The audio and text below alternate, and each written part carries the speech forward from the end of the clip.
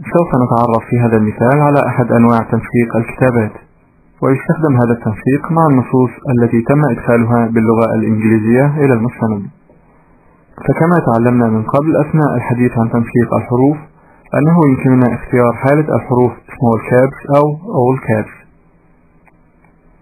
ويوفر لنا البرنامج إمكانية التحكم في شكل حروف الكتابات الإنجليزية الموجودة في المستند.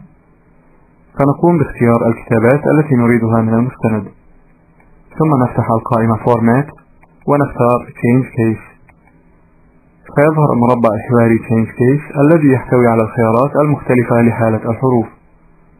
فباختيار Title Case والضغط على OK سوف يقوم البرنامج بتغيير حالة الحروف الأولى لجميع الكلمات إلى الحالة Capital.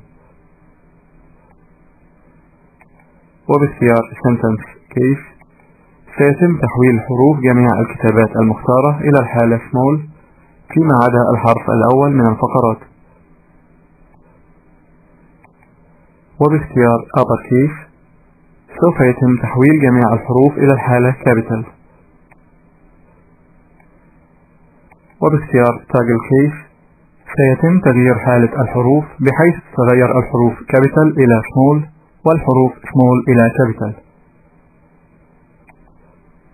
وكما نرى في المربع الحواري أنه قد تم كتابة اسم الاختيار بطريقة تدل على شكل الحروف الناتج عند استخدام هذا الاختيار.